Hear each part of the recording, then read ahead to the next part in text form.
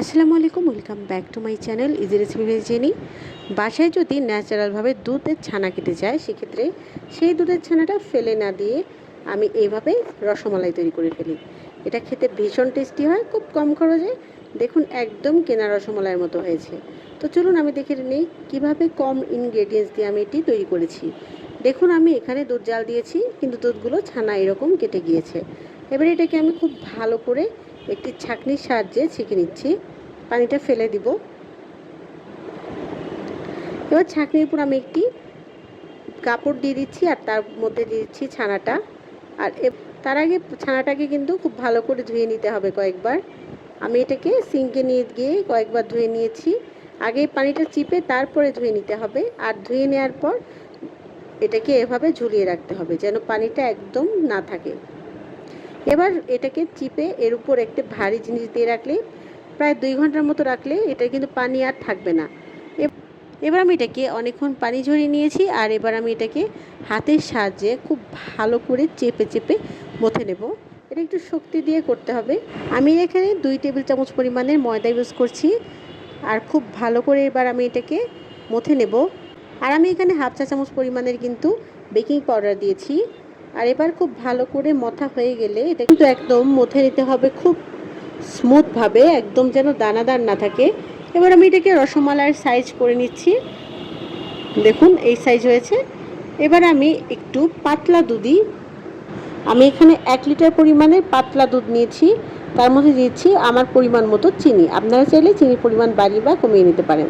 এবার আমি দুধটা পাতলাই রাখবো, কিন্তু তারপর দুধটাতে বলক আসলে দিয়ে দিচ্ছি একটা একটা করে রসমালাই।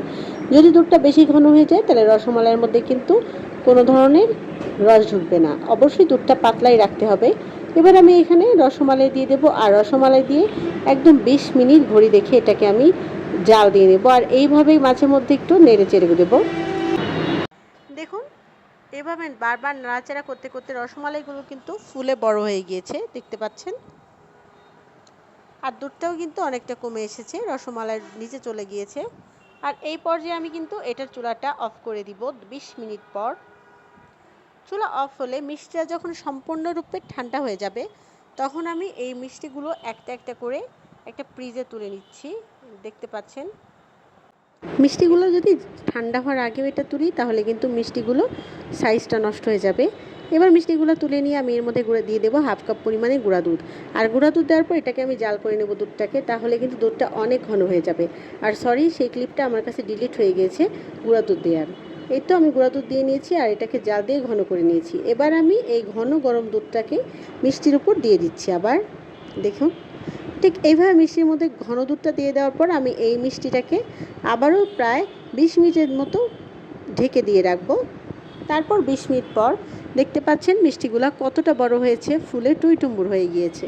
এটা কিন্তু মুখে দিলেই মিলিয়ে যায়, অনেক সফট আর অনেক মজাদার হয়েছে। আমি আপনাদেরকে একটা তুলে কেটে দেখিয়ে দিচ্ছি, দেখতে পাচ্ছেন।